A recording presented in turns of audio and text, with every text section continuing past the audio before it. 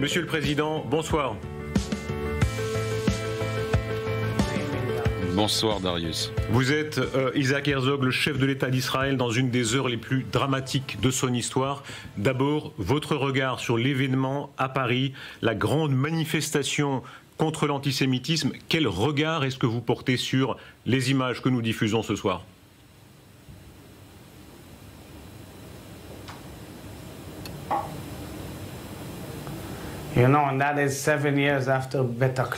Vous savez, c'est 7 ans après le Bataclan, l'horrible massacre du Bataclan, où vous allez le commémorer demain, si je comprends bien.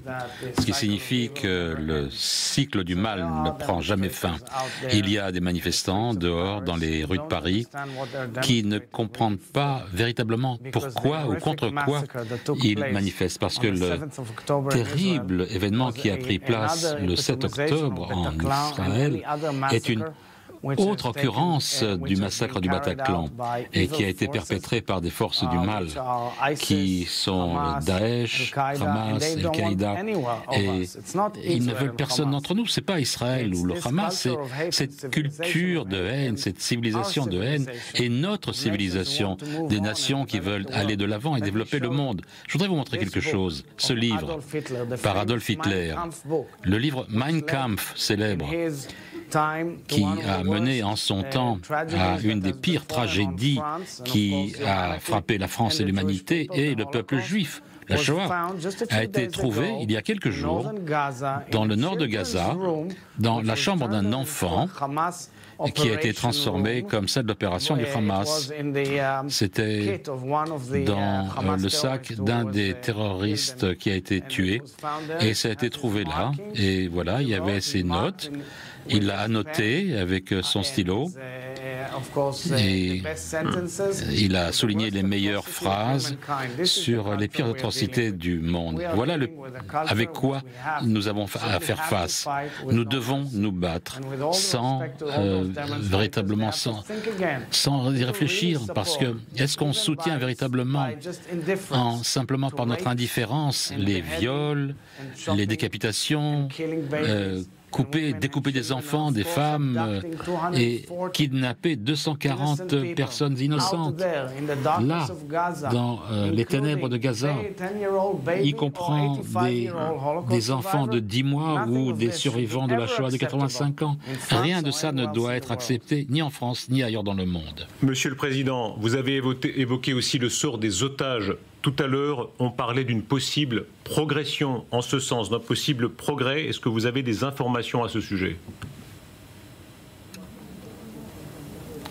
Pas pour l'instant, non. Nous n'avons qu'une confirmation par le Hamas ou par les intermédiaires, entre autres le Qatar.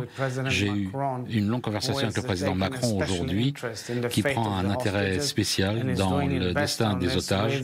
Et il fait de son mieux avec les autres pays qui s'inquiètent du sort des otages. Et nous sommes très très inquiets par le sort des otages. Mais il faut comprendre, ce ne sont pas des gens comme vous et moi qui peuvent négocier, même dans le pire des situations. Ces gens de l'autre côté, ce sont des barbares, des sadiques qui tentent de tirer parti de nos émotions, de la psychologie du monde. Et c'est pour cela, jusqu'à ce que l'on voit quelque chose qui confirme. Nous, on ne peut rien confirmer. Et c'est vraiment très angoissant pour nous et pour ceux dont la famille est retenue en otage. Isaac Herzog, toute personne de bon sens rappelle le droit à l'existence d'Israël et la lutte contre l'antisémitisme. Mais il existe aussi un débat libre en France sur la proportion de l'action que vous menez. Beaucoup estiment qu'il y a trop de milliers de civils tués. Vous visez évidemment les gens du Hamas, mais cela amène la mort de tant de civils. Est-ce que vous entendez, est-ce que vous comprenez cette réprobation ?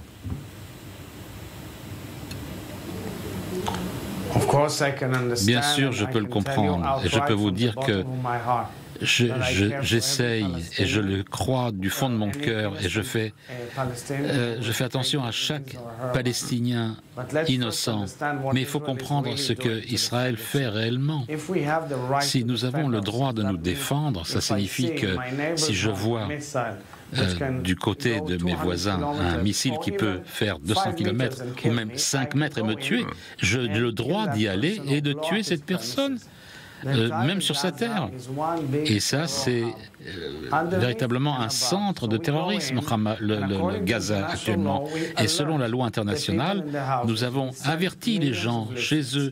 On a envoyé des milliers de tracts, on a envoyé des milliers de messages téléphoniques.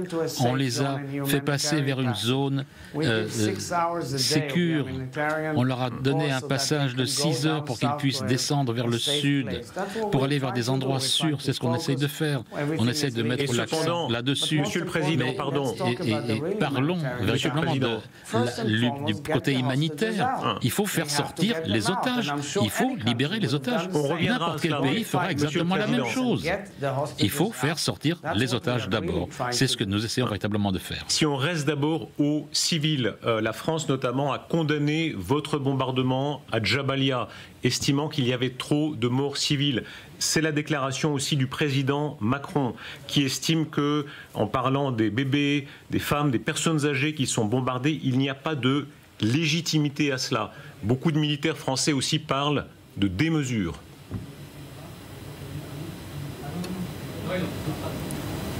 Vous savez quoi? J'invite toute personne à venir voir sur le terrain pour voir quel type de machine de haine, quel empire de haine avec des milliards de dollars et avec l'argent des gens qui payent des impôts chez vous, de vos contribuables, qui a été mis à Gaza depuis 2005. On avait promis au monde que ce serait le Hong Kong du Moyen-Orient. À la place, on a des milliers de missiles et toutes les quelques années, une nouvelle tragédie, une nouvelle fois. Et personne ne peut soutenir cela. Et ensuite, les pires des atrocités qui se sont produites depuis la Shoah, depuis la Deuxième Guerre mondiale, où tant de Juifs ont été tués, la dernière barbarie possible. Et si ce n'est pas nous, eh bien l'Europe est la prochaine sur la liste. Vous devez vous en rendre compte, c'est l'empire du mal, coordonné et orchestré par Téhéran. Vous regardez la guerre qui vient du Liban, de la Syrie, du Yémen, et ça c'est la bataille que nous menons. Il faut être dur, il faut se battre, mettre l'ennemi hors d'état de nuire et donner de l'espoir aux Palestiniens et aux Israéliens que ce régime du mal va disparaître. J'en ai parlé au président Macron aujourd'hui, j'ai eu une discussion très claire et il a dit qu'il ne voulait pas dire que l'intention d'Israël était de tuer des civils, mais nous avons compris qu'une chose, c'est le défi humanitaire, nous sommes d'accord, et d'un autre côté, nous devons nous battre contre le Hamas. Et le président Macron a répété le droit que nous avons à nous défendre. Isaac Herzog, on a besoin d'amis qui ne sont pas forcément à 100% d'accord avec vous.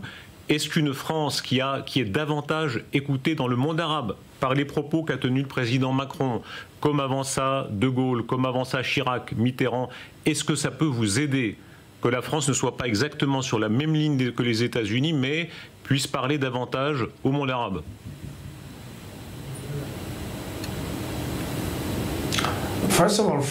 Tout d'abord, la France est un pays important, un pays respectable, un dirigeant mondial respectable.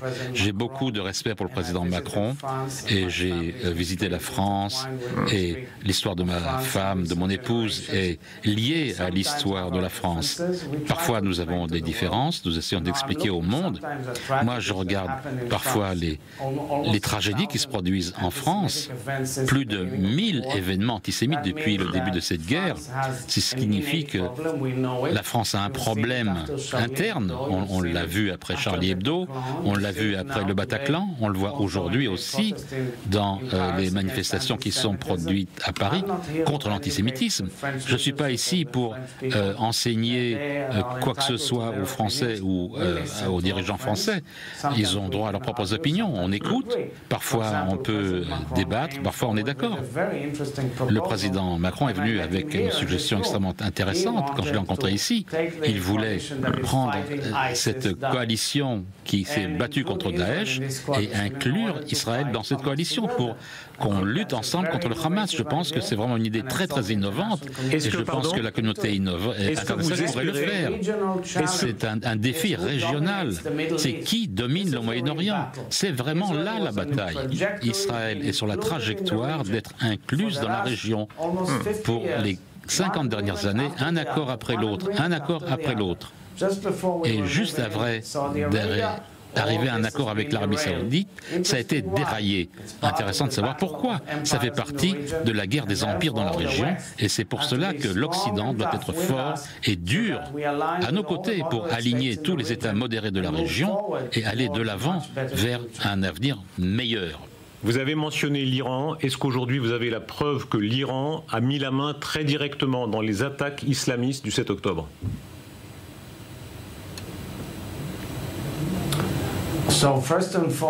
Tout d'abord, nous avons vu, il y a quelques semaines avant les atrocités du 7 octobre, nous avons vu une réunion à Beyrouth où les participants étaient Nasrallah, le chef du Hezbollah, Harouri, le numéro 2 du Hamas, Nakhleh, le chef du djihad islamique, et les représentants des Pasdaran et les gens qui s'occupent de toutes les affaires du Moyen-Orient sous l'égide du leader suprême de l'Iran. Est-ce qu'ils étaient directement impliqués dans le 7 octobre? Je ne sais pas, je ne peux pas le confirmer. Mais ce que je peux vous dire, c'est que nous savons tous des preuves que nous avons sur les terroristes que nous avons pris et interrogés en Israël, que certaines de ces actions, certains d'entre eux avaient été préparés à Téhéran pour ces actions. Et il faut sortir la tête de l'autruche, il ne faut pas être des autruches et nous rendre compte qu'il y a un empire du mal qui fonctionne sans fin et qui diffuse la haine et qui croit que aucun juif ne doit être sur terre et aucun chrétien ne doit être là. Et ce n'est pas une guerre religion, parce qu'ils ne représentent pas ces gens barbares et ces animaux ne représentent pas l'islam, mais ils représentent une école de pensée qui défie toute la civilisation occidentale. Et c'est cela qu'il faut comprendre. Couper des têtes n'est qu'un exemple. Les tortures, les viols, faire brûler des mères, des enfants, des bébés, des parents et des enfants ensemble, d'où cela vient? Comment est-ce que ça peut être accepté selon les normes humaines? Question très concrète. Si l'Iran arrive juste avant le point d'avoir la bombe atomique, que faites-vous? Je ne peux pas répondre à cette question. Je ne pense pas que ce soit le lieu et le moment pour le faire. Je vous respecte énormément, bien sûr, mais je pense que c'est une menace énorme pour le monde. On s'en occupe. Les 5 membres permanents du Conseil de sécurité des Nations Unies, plus l'Allemagne, depuis longtemps, ils s'en occupent. C'est vraiment une tête de priorité pour les leaders mondiaux. J'ai entendu des engagements très fermes de la part du président Macron et d'autres dirigeants du monde, et j'espère qu'ils vont comprendre la menace que cela pose au monde entier. Isaac Herzog, soyons très concrets, la guerre préventive existe. Certains disent dans les années 30, si Hitler avait été frappé avant qu'il puisse développer sa puissance, on aurait évité la guerre mondiale, Auschwitz. Est-ce que cette idée-là vous habite concernant l'Iran, la possibilité de bombarder l'Iran avant qu'elle ait la bombe atomique? Tout d'abord, c'est ce que Winston Churchill a dit sans fin et personne ne voulait l'entendre. Mais je pense que ce ne serait pas correct de ma part de ce qu'on doit faire ensuite avec l'Iran, quand et où. Parce que pour l'instant, on s'occupe d'une guerre avec un de ses porte-parole de l'Iran. Et on doit diminuer ses capacités pour avoir un meilleur avenir pour nous et les Palestiniens, pour qu'on puisse vivre en paix. Tous les gens qui ont perdu la vie, les gens dont les maisons ont été détruites et qui ont perdu tout et sont maintenant des réfugiés à travers Israël. Beaucoup de ceux qui étaient sur la frontière de Gaza étaient les plus grands supporters de la paix qu'on puisse imaginer. C'était ceux qui soutenaient le mouvement de la paix. C'était eux qui avaient dans leur propre kibbutz des fonds spéciaux pour aider leurs voisins de Gaza. Ils étaient volontaires pour aider les gens de Gaza. Et beaucoup d'entre eux ont perdu la vie. Et cela pose beaucoup de questions. Est-ce qu'il y a une certaine naïveté en accepter le fait qu'on peut tendre la main vers la paix et être décapité? Vraiment, ça va soulever beaucoup de questions. Comment est-ce qu'on peut s'assurer, comment est-ce que l'on sait que les gens avec qui on va vivre dans le prochain round, après avoir reconstruit ces passes, vont se retenir et se conduire selon les normes sans qu'il y ait une crainte pour notre population. La population israélienne a traversé un traumatisme énorme, il faut le comprendre, et on ne peut pas accepter vivre d'autres traumatismes. Nous sommes nés après la Shoah. Nous ne voulons pas repasser par ces horreurs à nouveau. Et vous savez, Israël a vécu des horreurs au cours des mois passés. Monsieur le Président, le jour d'après, il va falloir redonner de l'espoir aux Palestiniens. Après, une fois le Hamas détruit, quel est votre plan? Est-ce que vous allez réoccuper militairement Gaza ensuite?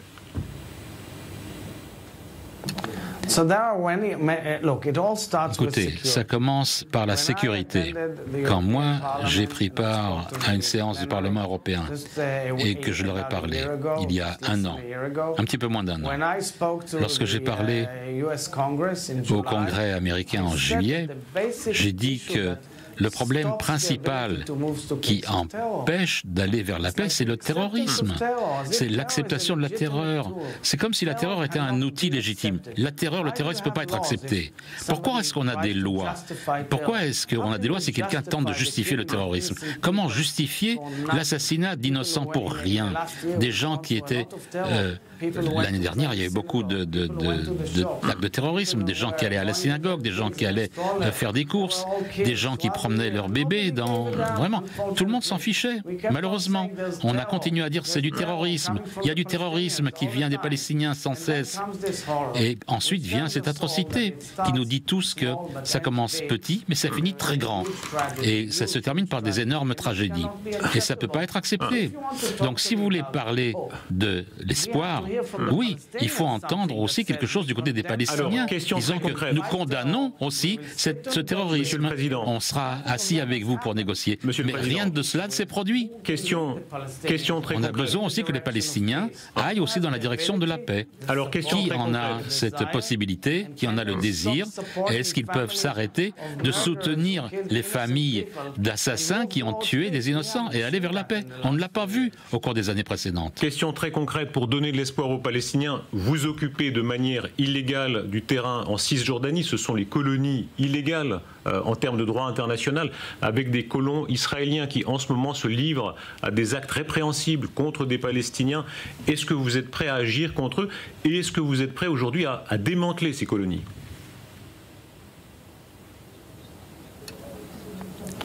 Tout d'abord, je suis en désaccord avec beaucoup de vos définitions. Il y a des Juifs qui vivent sur la rive ouest, en Cisjordanie, depuis de très nombreuses années, qui ont construit. Ce sont des gens, des bons Israéliens. Non, non, non, il y a une grande discussion au sujet de la loi internationale et que dans tous les plans de paix, il y a eu tout un plan qui reconnaît ce sont les résolutions des Nations Unies. Si on veut les exiger en Europe, il faut aussi les faire respecter ailleurs. Eh bien, il n'y a qu'une seule chose à faire, c'est le terrorisme qui doit être arrêté. Et en raison de cela, personne ne peut accepter le terrorisme. Et je vais vous dire, oui, il y a eu quelques phénomènes de violence ici et là, mais je suis opposé à la façon dont ça a été reporté. Israël prend des mesures très sévères pour impliquer la loi partout et nous arrêtons regrettons, nous condamnons, mais il y a aussi une campagne énorme pour faire une distorsion de la réalité sur le terrain. Et les Palestiniens, s'ils veulent aller vers la paix, il faut arrêter de jouer avec les autres et se regarder eux-mêmes. Au cours des dernières années, même lorsqu'il y avait des négociations de paix, le terrorisme était vraiment considéré comme quelque chose de correct, et des attentats suicides. Mais vous savez, quand il y a du terrorisme en France, quand ils décapitent quelqu'un à Arras ou quand ils décapitent un enseignant en France, ça a quelque chose à voir avec le conflit israélo-palestinien? Non, ça a à voir quelque chose avec la haine pour la vie des gens en France, la croyance en les valeurs de la France et la capacité d'Israël aussi de vivre en paix. Nous tendons la main vers la paix. Il y a beaucoup d'exemples de cela, avec des relations pacifiques à travers tout notre pays. Mais les mauvais doivent être arrêtés et tués si nécessaire. Monsieur le Président, merci d'avoir été en direct sur LCI. Merci beaucoup.